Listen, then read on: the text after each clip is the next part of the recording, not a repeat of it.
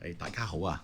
今日咧就好想同大家分享一個題目咧，就叫做騙報四部曲啊。咁咧就想分享一下有一個方法咧，去分別咩叫騙局嘅。咁唔知大家有冇試過咧？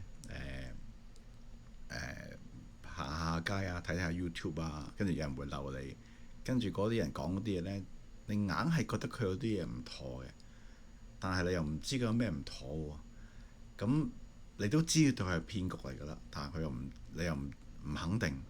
咁呢個片就啱你啦。咁我想嘗試呢，就用一個框架，就講拆解一個騙局裏邊需要有四部曲咁樣咯，係啦。咁第一個就係、要製造權威啦，係嘛？你冇理由俾一個普通人㗎嘛，係咪先？咁所以佢一定呢，就用各種方法，用各種嘅術語講到你唔明為止，製造一啲好似懶係複雜嘅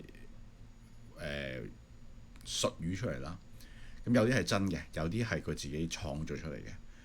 咁呢啲人呢，就通常都係用呢啲方法去到製造權威咯。如果啲真理啊、真相其實好容易明，簡單講幾個人已經會明白㗎啦，係啦。咁第一步就叫製造權威啦。好啦，咁你製造咗權威之後，咁你都要有下一步㗎嘛。咁通常下一步之後呢，佢就會叫你有啲互動啦。你聽完之後，咁你都未走嘅，咁佢梗係要叫你做啲嘢啦，係啦。咁我哋又咁直接你問你攞錢㗎嘛嚇，咁佢就叫你做啲嘢。咁通常呢，就可能叫你簽個名啊嚇，問下你意見啊，訪問下你啊咁樣。甚至乎喺 YouTube 裏邊，你會發覺好多時呢都叫你 click 個 link 入去嘅。嗱，咁點解要 click 個 link 呢？你都有個成本擺入去㗎嚇。咁再講多啲啦，更加誇張嘅就係叫你去某個地方啦，係嘛？咁等你去某個地方，叫你用好多時間去聽某一個課程啦。咁你聽完你都要有時間成本㗎嘛。咁所以呢啲叫沉沒成本啊，就係因為你投入咗某啲嘅成本，你付出咗某啲努力，你覺得潛意識都係第一件事係你自己揀選嘅一個假象啦。因為人哋叫你做㗎嘛。第二就係你已經投放咗，無論係時間、金錢、車錢都係成本嚟㗎。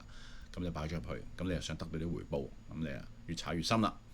好啦，下一段呢就係隔離同埋自吹啦。你會發覺呢好多時都係咁嘅，人哋氹你入局啊，或者樓啊都係㗎。即係買嘢就今日唔買就聽日冇㗎啦。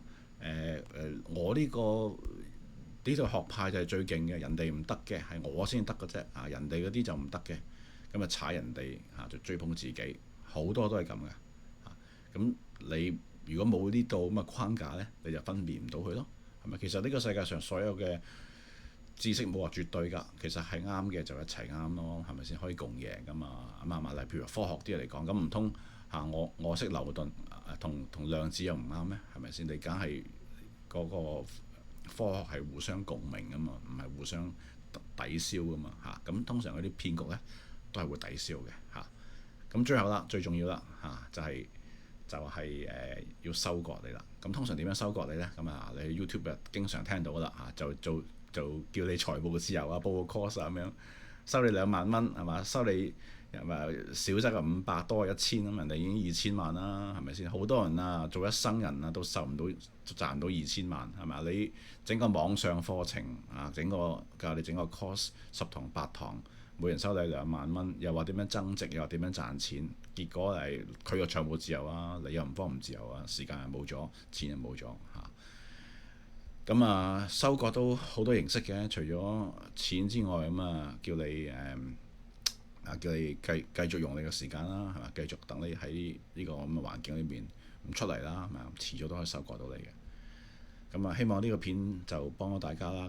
再補多句嘅，呢個世界上唔係所有嘢都騙局嘅，當然都有啲好嘅，但係就即係比例上少啲咯。要帶眼識人啊！呢個世界都係好邪惡現今的世代邪惡。錄嗰個片有啲感動今日錄咗佢。好，希望大家中意，唔該晒。